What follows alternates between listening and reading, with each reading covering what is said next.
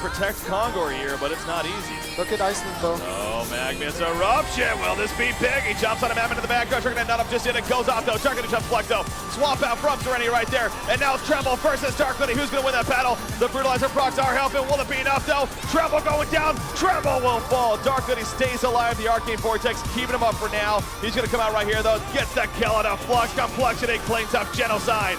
And now they're going for Kongor. Trying to finish this game for sure. A 5-0. You're right. So, I heard you want to play Parasite like a pro. Welcome everyone to a Parasite Jungle Educational. In this video, we are going to explain Parasite in detail, showing jungle rotations as well as tips and tricks for the hero to optimize your gameplay. Now, before we get started, I would greatly appreciate it if you like the content to smash that subscribe button and drop a like on the video. Thank you so much, and let's get started with the video. So, we're going to start here by explaining Parasite's abilities in detail. Our first ability here is Leech. It has a mana cost of 120, deals 80, 140, 200, 260 magic damage to target enemy, and steals 50, 75, 100, 125 movement speed for 4 seconds with a 600 cast range and a cooldown of 10 seconds. So this is going to be our secondary skill that we are going to max out in the early game, and this is what we are going to use to chase down our enemies. Now our second ability here is Infest. This is the main ability of Parasite, which is what allows him to be a jungle hero. Mana cost of 130.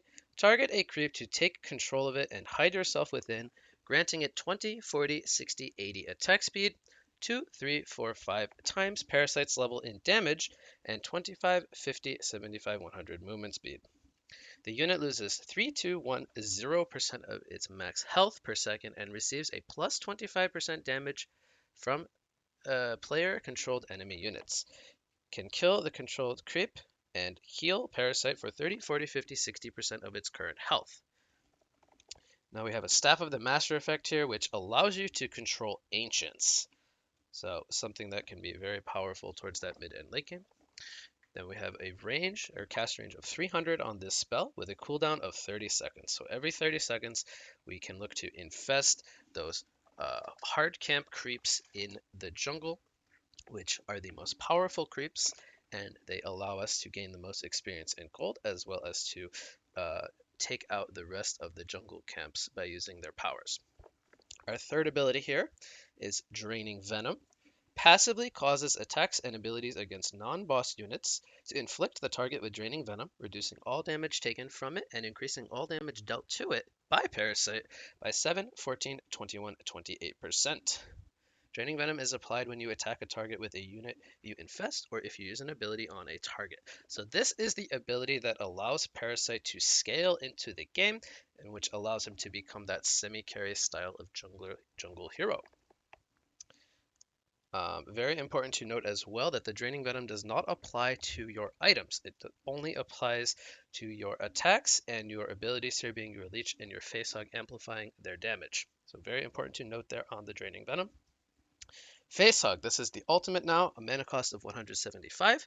Target an enemy to leap at it, swapping your debuffs for their buffs, dealing 250, 350, 450 magic damage, and applying a 2, 3, 4 second silence to it. Range of 600 and a cooldown of 30 seconds. So an ultimate here, very powerful single target spell on a very low cooldown with the ability to silence and swap buffs and debuffs with the opponent you target. So those are Parasite's abilities. Now I would like to go into some of the strengths and weaknesses of the hero here. We'll first start with the strengths as always. So when we think of Parasite, we think of he has single target burst damage. His spells are all single target, and he's able to kill the enemy key hero very quickly with the combination of his Facehug and his Leech and whatever items you end up building into. So very powerful single target burst damage. One of the main strengths of the Parasite, as we talked about in explaining his abilities here, is his Facehug, the ability to not only steal the enemy buffs, but to also transfer debuffs that opponents have put on us back to our opponent. So, for example, here we look at the Lunatorium. Hero is like Master of Arms. He has what's called the Master's Call. He puts a shield on himself that blocks damage. As a parasite, you can face hug the Master of Arms and steal his shield. So heroes with these very defensive, powerful spells. Similarly, the Sapphire, she has a quick shield. You can face hug the Sapphire with that quick shield, and you can steal and get that 280 damage shield block applied to yourself. Heroes like the Monarch, who put Chrysalis on top of their teammate or herself. They want to mitigate damage on the target by 55%. You can face hug that target with Chrysalis. You could steal that debuff, and you will obviously get immobilized there. But the big point here is you will reduce their incoming damage and be able to take out that target quicker. So a couple more examples here. Heroes like Tempest, they put the Glacial Blast stun debuff on you. You get stunned, you can face hug and swap the remainder of that debuff, being either the last or second instance there of the stun, back to your enemy. Very, very powerful effect. And then a very big one here is Pestilence, a hero with multiple buffs and debuffs. So he not only puts the Swarm debuff on you, you now have minus armor and you are sighted. He applies his flight to himself. He gives himself this buff where he gets bonus movement speed. You face hug the Pestilence with his flight on. You steal his flight. You gain that bonus movement speed. And you also transfer the Swarm debuff back to the enemy, in this case being the Pestilence.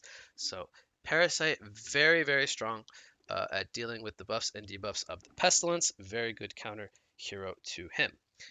Some more strengths of the hero would be the Wild Hunter spawns in the jungle, the medium camps. Every time you get a Wild Hunter spawn, you have 2 creeps with a stealth ability which allow you to set up ganks. So essentially, Parasite gets a free 3200 gold item, being that Assassin Shroud, built in onto one of the jungle creeps. And you get 2 of those Wild Hunters every time you get that medium camp to spawn a Wild Hunter. So the Wild Hunter neutral creeps, very powerful for Parasite to infest and to take over and to set up ganks with your teammates. One other thing to talk about here, which I did not mention when we went over the hero's abilities, is the face hug.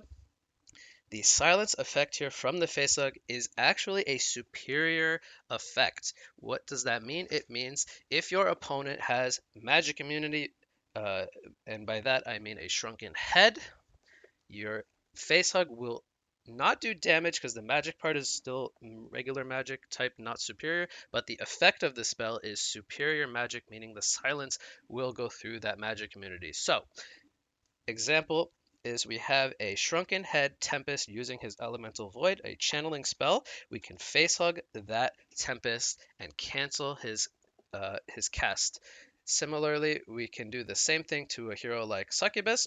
She has the Cursed Embrace, a channeling ability. She has a Shrunken Head, trying to ensure she gets that full channel. We, as the Parasite, can face hug the Succubus and uh, stop that cast of that Cursed Embrace. So Parasite's Face Hug, very, very powerful for silencing opponents with channeling spells that have Shrunken Heads activated to try to guarantee themselves that spell duration.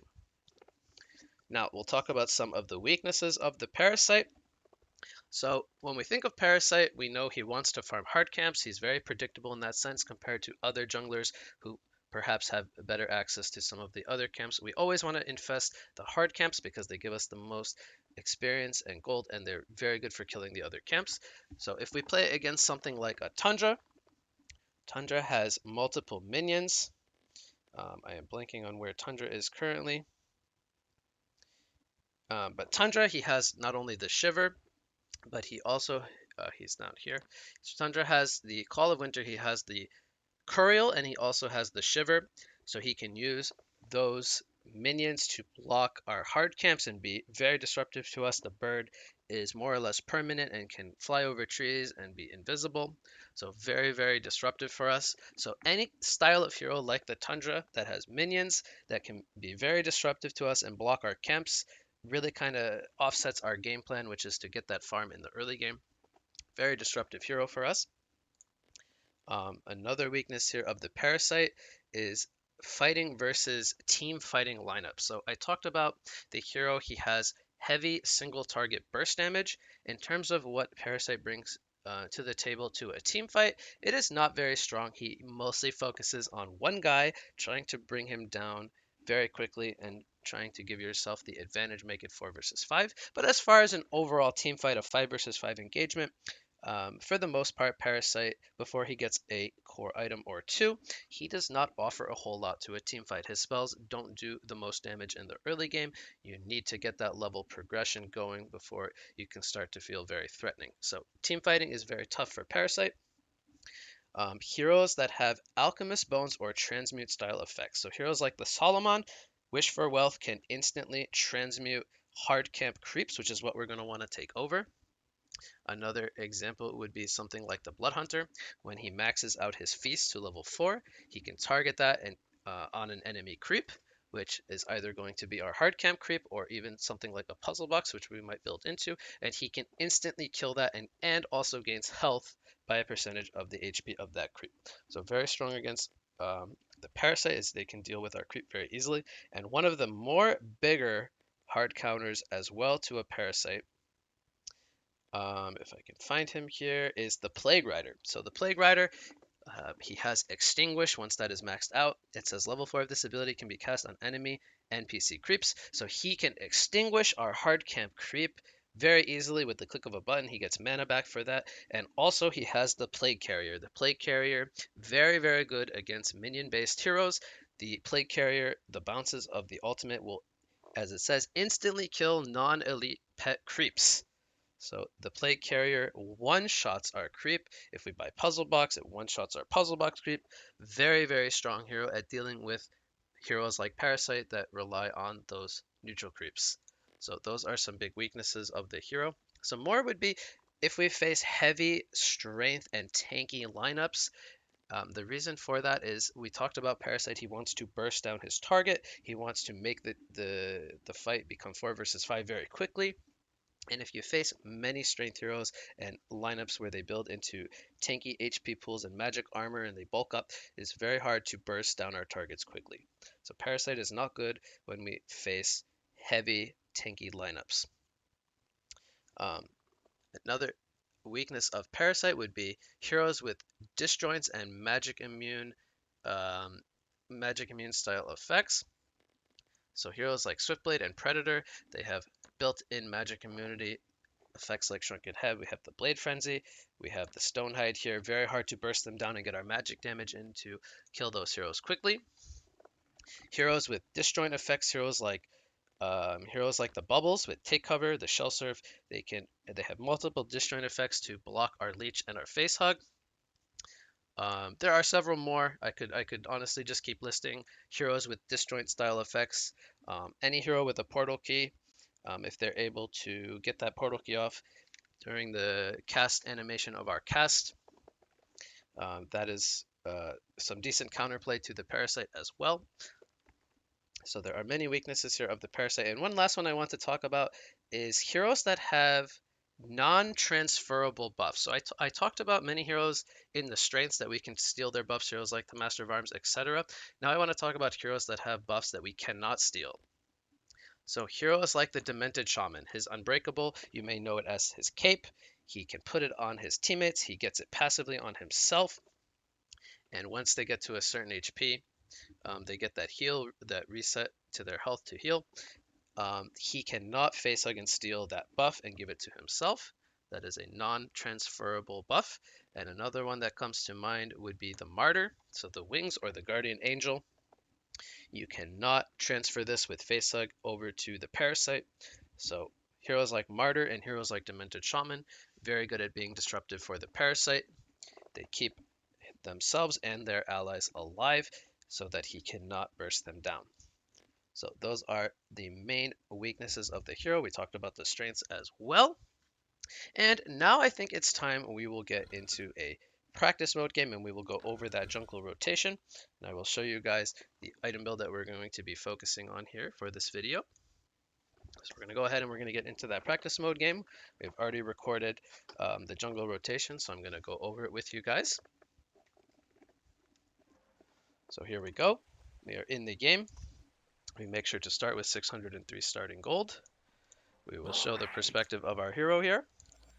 We will be walking into the jungle. So first things first, we want to bind our hero to control 1 as always. We want to be able to control our hero very easily. And later we are going to be binding the creeps that we infest to control 2. So we're always going to be toggling between our 1 and our 2 key, looking between our hero and our infested creep. And the reason for that is we're going to want to see when our spells come off cooldown, our HP and mana. Always want to have access to our hero for that information. So here at the start of the game, we actually don't buy any items. We hold on to our gold. And there's 2 reasons why we do this. Reason number 1 is we know we need hard camps. If the enemy comes into our jungle and they block our hard camps, we need to unblock them. These are the primary camps we want to farm. This one and this one. Very, very important. So we want to see, or we want to hold our gold to see if they block our camps. Now what you see me doing is you see me scouting these cliffs. I stand here, I stand here, I stand here. I want to see if the enemies are coming to block our camps. Now ideally we would have a word of sight somewhere in the area from our support, maybe in the bottom lane, to see if there's any rotations coming in. So now what I do is I see that nobody is coming to invade our jungle and block our camps. I know that it's safe to get ready to start jungling.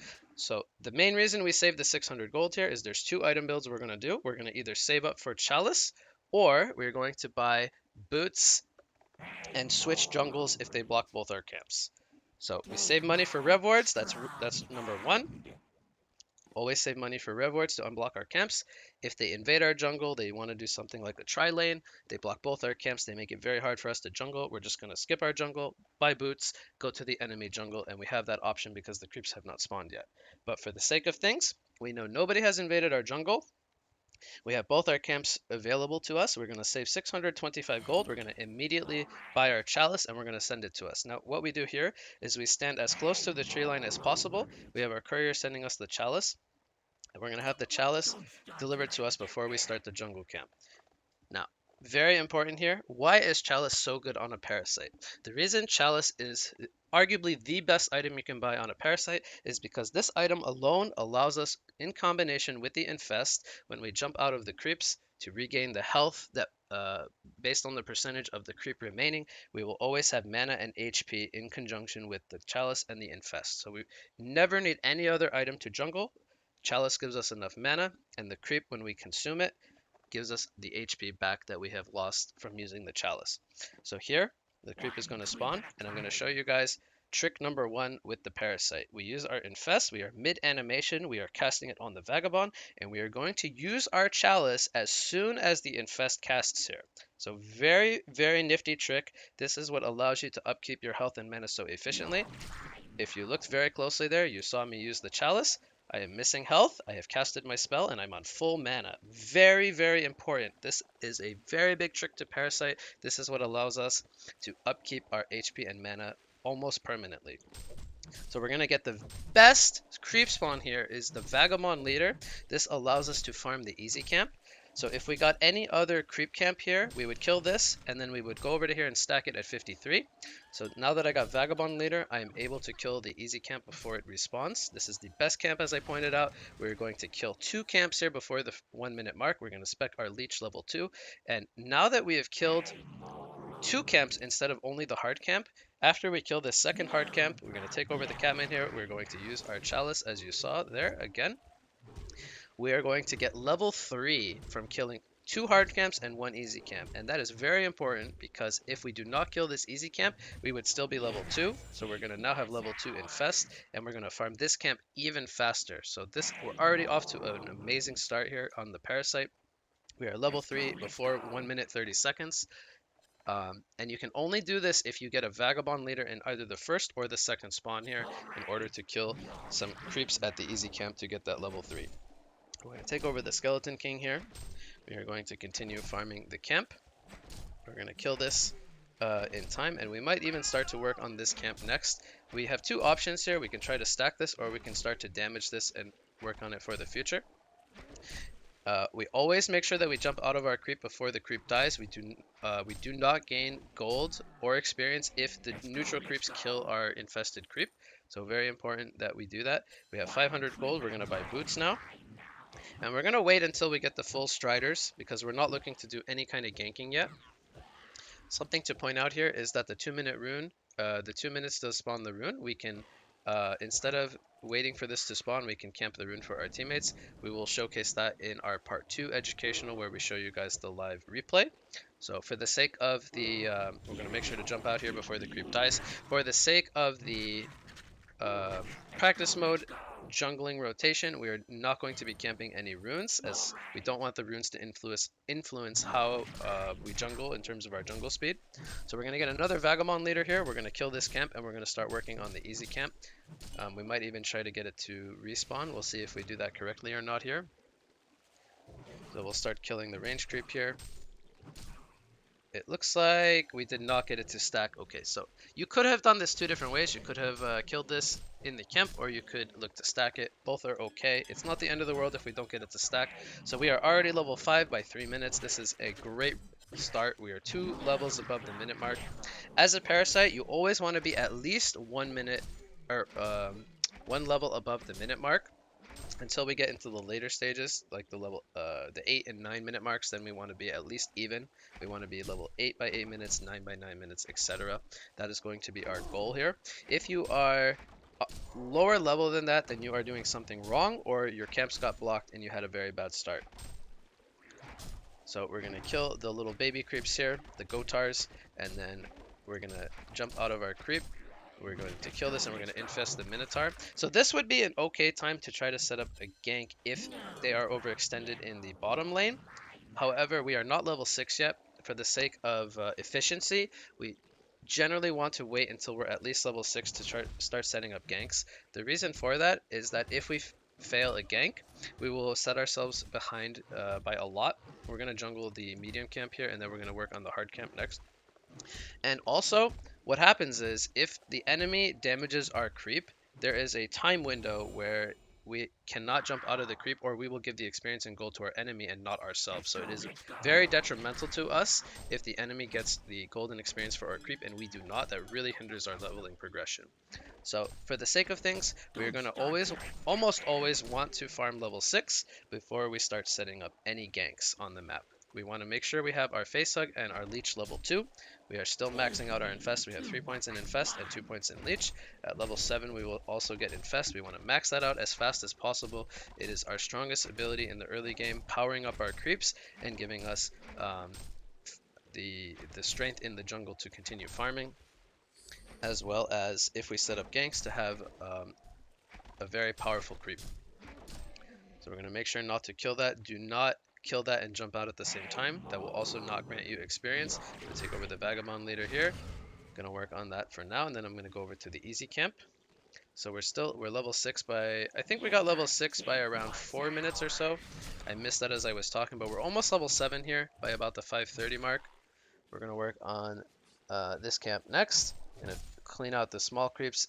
We might even we want to be efficient as possible, so we use our nuke on this next camp because we want to take over this Vagabond leader. So we hit level 7 here before 6 minutes. Again, we're farming very well. We use our chalice outside the creep now because we were missing a lot of mana and we had full health. That is perfectly fine as well. You do not always need to use the chalice mid-infest, but that is a good trick to get yourself in the habit of doing.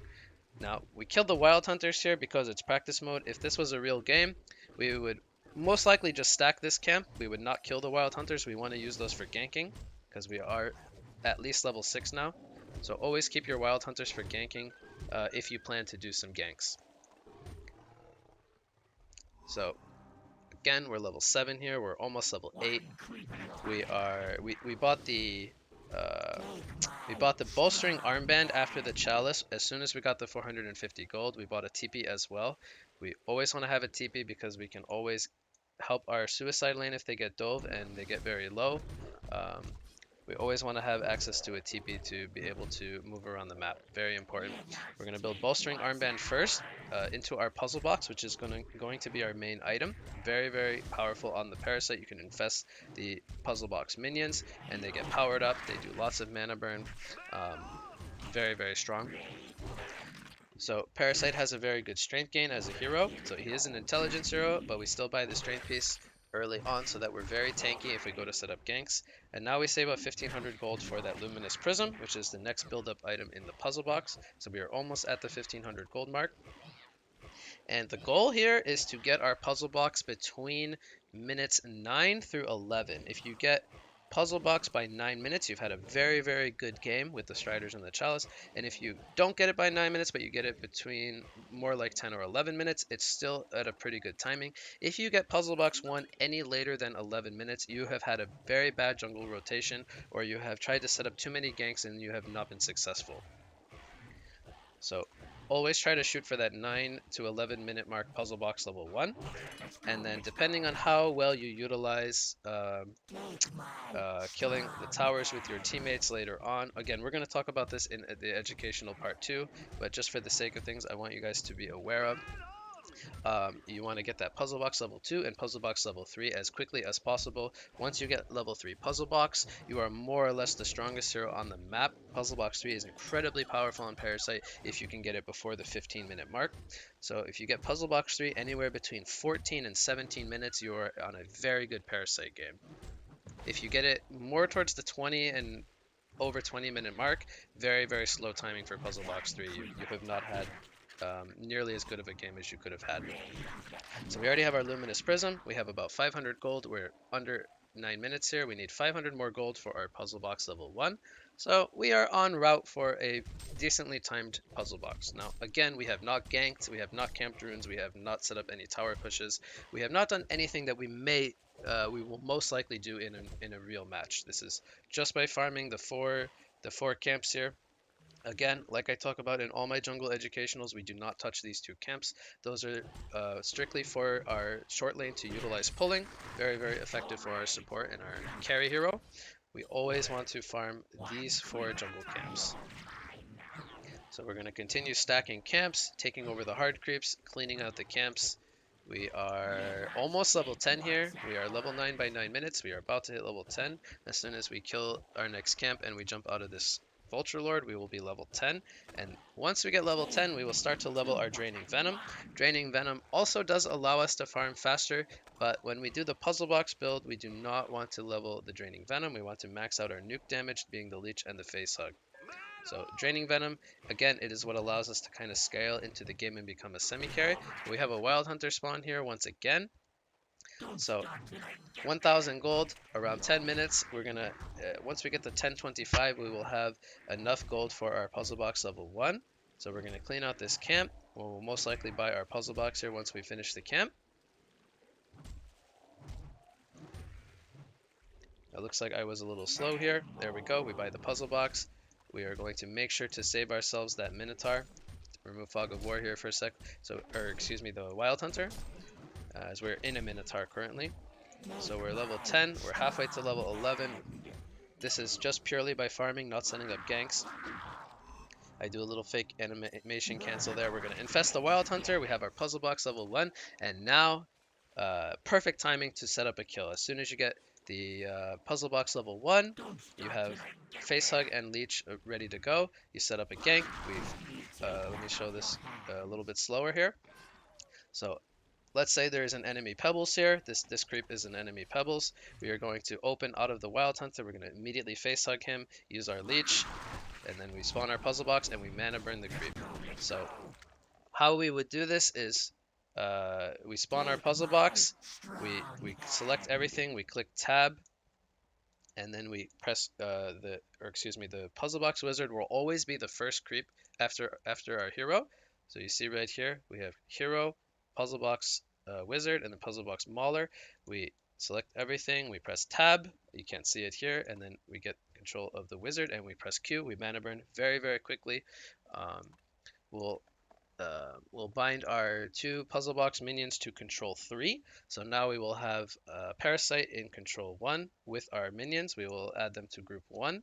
Then we will have our infested creep in control 2, puzzle box minions in control 3, and you can also bind your wizard to control 4, so that way you can quickly mana burn if that is more efficient for you than just clicking tab. So we will use key bindings 1 through 4. I'll say it one more time. Everything in control 1. Originally we had just Parasite before getting the puzzle box. Let's say we take over this archer, we would bind the archer to control 2. We have both our puzzle box minions in control 3, and then we have wizard in control 4, so we can mana burn very quickly. Now, you might say to me, Wig, which creep of the puzzle box do I want to infest? Which one is better to power up? Overall, the Mauler is better to infest because um, you get a passive mana burn. It's actually this one. You passively drain 25 mana. Now, this will scale with level 2 and level 3 puzzle box. You will be mana burning, I believe it's 100 mana per hit. I might be wrong about that, but it does mana drain very quickly. You give it increased attack speed with your infest, so your mana draining is very strong. If you infest the wizard, now the wizard, he has a movement speed and attack speed aura. He is ranged, the Mauler is melee. The wizard in certain situations can be okay to infest, so you can sit far away. If you're low HP in the creep, you may want to infest the wizard so that you can sit far away and poke at the enemy from far. But if you are full HP and you plan on chasing your nut diving towers, infest the Mauler, very, very strong for chasing down enemies. So that's going to more or less do it, I think, here for the jungle rotation. I think I wanted to showcase here what you could do with the tower pushing. So we kill the whole creep wave and we're going to infest the ballista. So when you want to push towers, the ballistas spawn every, I believe it's 2.5 minutes. Always keep an eye on your lanes. Um, Parasite, as soon as you get the level 4 infest and later on, you can look to infest the cannons or the ballistas. If we take over the enemy's siege unit, we have our own and now this one, which we've powered up. And then we can push the tower very, very quickly. We use our puzzle box here to assist us to push the tower. We have 2 siege units, and you will see how fast this tier 1 tower will die. This is 11 minutes into the game. The tower is taking so much damage. 1 creep wave, and the tower is more or less dead. Now, later, I'm going to explain to you very shortly, actually, some item builds. So we can even power up our creep with some pushing items, and there you have it. Parasite can push towers very, very quickly if he takes over these siege units. So that is going to do it here for the jungle rotation. We got our puzzle box by, I believe it was around 10 minutes. So between 9 and 11 minutes, that's when we want to get our puzzle box level 1. Very, very strong item build. So now we will pull up our second replay. We will talk about the different um, Parasite item builds. So I have a couple of builds here. Now, Parasite is a very versatile hero. You can build many, many different ways. I'm going to teach you guys some of the most efficient ways to build a Parasite. So we'll start here with our first item build once it's complete. Okay, so our first item build, this is what I like to call the single target ganker build. So we will go into Chalice and Striders and the puzzle box, which I showed you guys in the jungle rotation just previously.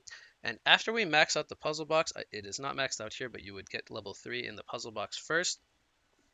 After we get the puzzle box, we would build into a portal key, and this will allow us to get into position to use our face hug and our leech and spawn our puzzle box right on top of our enemy, burst them down, kill them very, very quickly. So portal key very strong. And then we build into a hellflower. A hellflower is very strong. It amplifies our damage by plus 15%. That on top of the draining venom, the 28%. We melt our opponent very, very quickly. We melt them in that 4-second window of that face hug.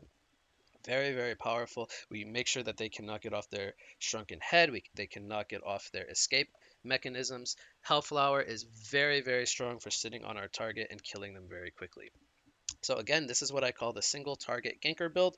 Very, very powerful for killing one guy. So our next item build here, I'm going to change up some items. Okay, so our next item build, this is what I like to call the split push and team fight parasite build. So We still have the Striders, Chalice, and Puzzle Box. Again, it would be level 3. But now we are going to, instead of building into those single target items, we are going to build into auras. We're going to build into Abyssal Skull and eventually a Demonic Breastplate. These are two very powerful team fighting auras, and these are what allow us also to push towers by ourselves. So that's where you get the split push idea. We can take over catapults with the Abyssal and the Demonic, and we saw previously how fast with just the Ballista and the Puzzle Box level 1 we pushed that tier 1 tower. Throw on top of that an Abyssal Skull and a Demonic powering up our creep wave and our infested creep, and those towers will just melt down if our opponent does not address us. So these auras are very, very strong on a Parasite. They allow us to scale into the game, and with the attack speed from the Demonic Breastplate, similar to the attack speed we would get from a Hellflower, but this will give us minus armor on our enemy. We will hit very, very hard with the Draining Venom. So we are hitting extremely hard on our opponent. So very, very strong build. This is build number 2. We will now go into our next item build number 3. We change up some items here. So this is what I like to call the tower pushing raid boss ancient creep build. So this one is actually a little bit different than the puzzle box build. So the way we would make this build work is we would not start the game with a chalice. We would actually buy a ring of the teacher, and we would build straight into an abyssal skull. We would buy, I think, around 2 or maybe 3 mana potions until we get up to that abyssal skull. And we would also spec a couple points in our draining venom. We would skip the leech. So this is again very different style of build than the puzzle box build, and we would power farm very, very quickly. We would farm a little bit faster than we showcased in this jungle rotation, so we would not be setting up ganks with our teammates unless we get creeps like the Skeleton King, because we would not have the leech to assist us for extra damage. So we would be relying on our creep and our face hug to deal the damage, but we would more or less get the abyssal skull by around the 5 or 6 minute mark, and then we would build into a very fast staff of the master. So the time we would do this item build is if our opponent has um, very little anti-push and they're not able to deal with us infesting an ancient creep and running down lanes and pushing towers. So we get the Staff of the Master by around 12 or 13 minutes. With the Abyssal Skull, we would skip the Striders. We do not need the boots once we have that infested Ancient Creep. And we would be very, very powerful at around the 12 to 13 minute mark. We go down lanes, we farm our Striders next, and then we would build into a Demonic or something like a Mock of Brilliance. I believe that might also be on the build. So this is going to be the, as I called it, the tower pushing or raid boss ancient creep build. So this is a very, very situational build. This is not a build for every single game. If you're not sure which build to do, just stick with the puzzle box build, one of the two builds we talked about before this one, as they are more common and they are very powerful.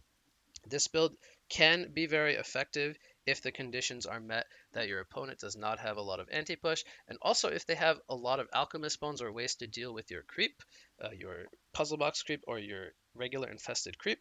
If you have the Staff of the Master, they would not be able to transmute your ancient creep. They would need something like an arcane bomb to deal with that creep. So this build, situationally very, very powerful, but again, it is not for every single game.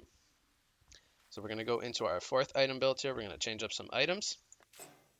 So this one is what I like to call the early game ganking snowball build, and we would do this build versus squishy lineups and squishy enemy carries.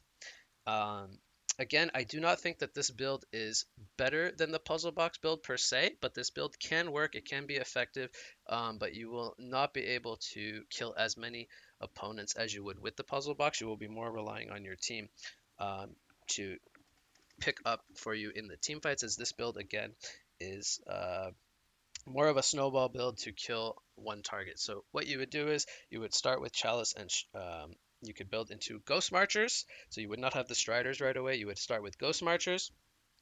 And then what you would do is you would break your Ghost Marchers for a Codex once you get the remaining pieces of the Codex, being that Neophyte's book and the 1000 gold recipe. You would break the Ghost Marchers in your stash, build into a Codex, and then you would upgrade your Red Marchers into Striders.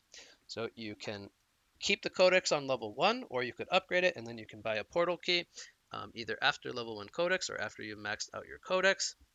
Whenever you feel that you need that portal key to gap close, get on top of your opponent that you're trying to burst down.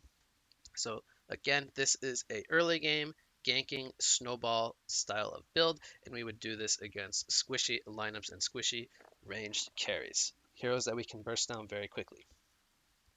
And last but not least, I have one more item build to showcase for you guys.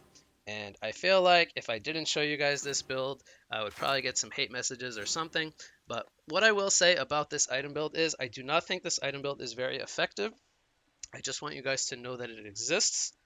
And I see a lot of people doing this build, and I think that people tend to do this build when they don't know how they want to play the Parasite or what they feel like they should be doing. Is people like to go the Mock of Brilliance. You can get Mock with a Chalice, no Striders at around the 9 to 10 minute mark if you have complete free farm, and you can turn this into a snowbally right click style of Parasite build. So what I like to call this one is the hard carry right click build. We would build into a Mock, and then we would build into something like Ghost Marchers or Striders into a Ganjuro or a Shroud into either a Hellflower or a Shrunken Head. And this is going to allow us to be dealing, as you can see, a lot of right-click damage. That on top of the Draining Venom, the Hellflower amplification, we are going to hit people really hard. We come out of Ganjuro, we get bonus damage. It's a very, very greedy item build, and the only time I would honestly suggest you doing this item build is if you don't have a proper carry in your team. And to be quite honest with you, like 9 out of 10 times, you're going to have a proper carry in your lineup.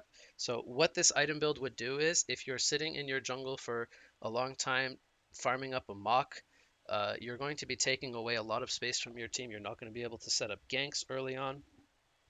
And you're going to need to continue to farm once you get that mock. It's not like you're going to get mock and then you're going to start setting up ganks. You're going to need to keep farming. So this build is very greedy. It takes away a lot from your team. And the only time I would honestly suggest doing this is once again if you have no carry in your team. Otherwise, very important, just stick to one of the two puzzle box builds that we talked about at the very beginning of the item build suggestion list here.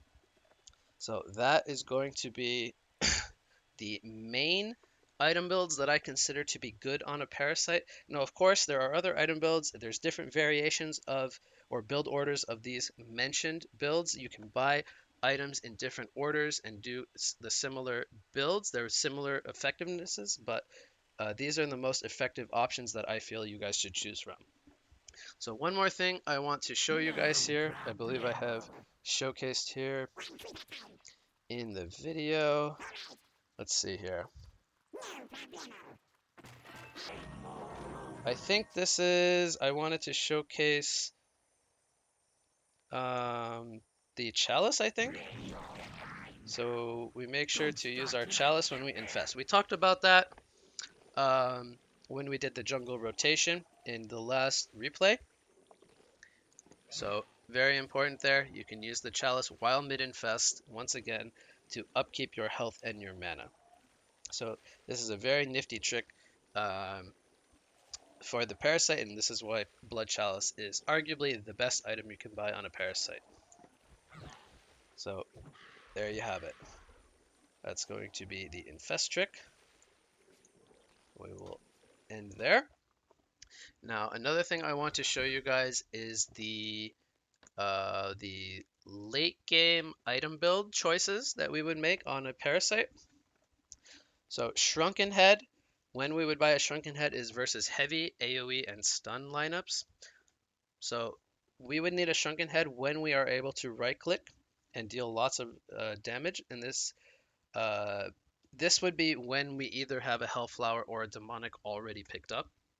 So you do not want to buy a Shrunken Head too early on a Parasite. You want to make sure you have either a Hellflower or a Demonic picked up first, and that is what allows you to become such a right-click presence. So the Shrunken Head will allow us to make sure to get those right clicks in.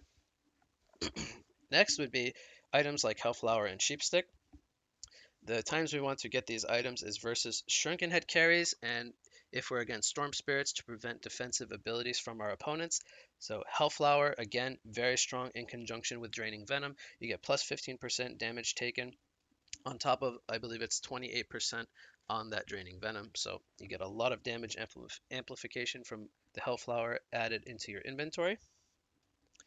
Items like Demonic Breastplate and Frostfield Plate, so we would buy these as defensive options versus heavy physical damage enemy lineups. More so, the Frostfield Plate, the Demonic can be used as an offensive item to help us push those towers, give ourselves and our teammates armor, and gives us lots of attack speed to transition into a semi-carry for our team. Items like the Restoration Stone, very, very powerful as a last item slot. Very, very late game item choice here is the Restoration Stone. You want to get this as your 6th item, and you can use this to not only refresh your puzzle box, so you use your puzzle box minions die. Use your Resto Stone, you get another set of puzzle box minions. You get your Infest back up, very, very powerful. You use this in conjunction with your Hellflower or your Sheepstick and your Shrunken Head, so you have a lot of utility in a team fight. You have multiple disables. You have magic immunity for 14 seconds if you have a Shrunken Head. You have multiple puzzle boxes. Restoration Stone is amazing if the game goes very, very long and you're fully item slotted. Very, very powerful there. We talked about pretty much all of these. Post haste is very good when we already have a portal key. We have something like a puzzle box, maybe a Hellflower. If we're looking to set up ganks with allies, we can get post haste. If we have, let's say, a Tundra in our team and he's ganking a lot and he has a Shiver, we can use the post haste and teleport to that Shiver, set up ganks. Very, very powerful to get post haste on a Parasite to be ganking across the map with your teammates.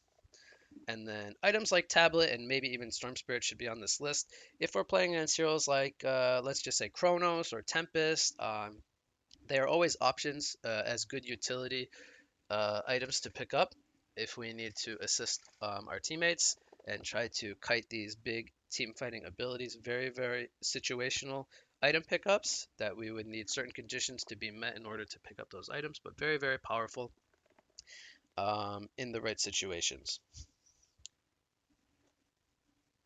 So again, I'll talk to you about some of the tips and tricks I talked to you guys about in this video. The big one was the Infest and Chalice combo to upkeep our HP and mana.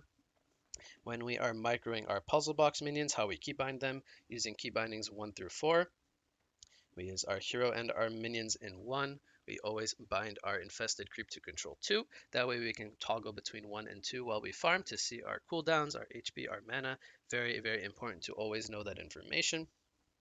Binding our puzzle box minions to control 3, our wizard to control 4.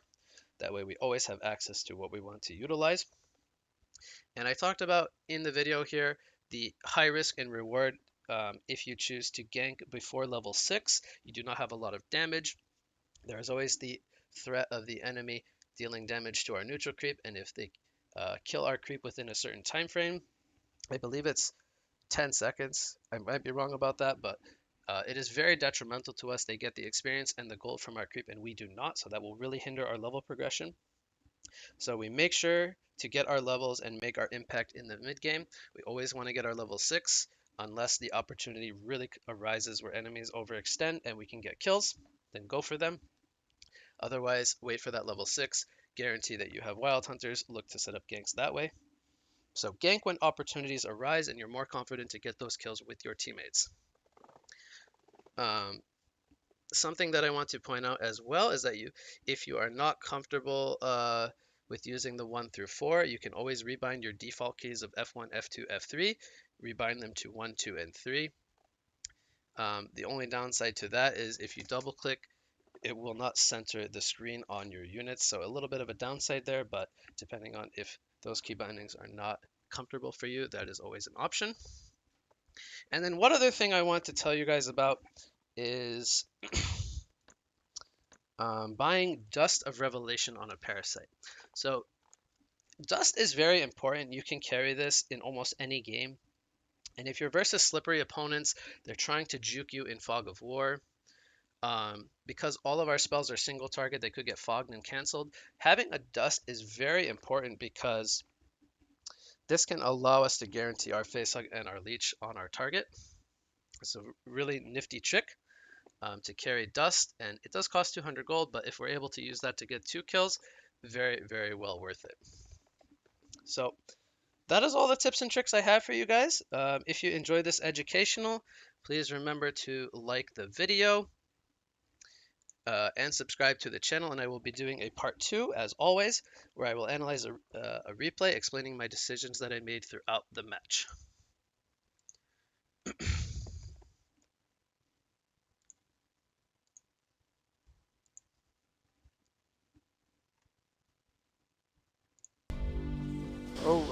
Moira's finding a mistake here. Well, pops the Arcane Vortex, like, okay, what do we do here? She's gonna stun when she comes out. It'll be enough for the, okay, she doesn't try to run. Okay, she's trying to hold her ground because she had support. This is good reason. Can they find Dust coming out? Face like, yes, that gets the kill. That's big.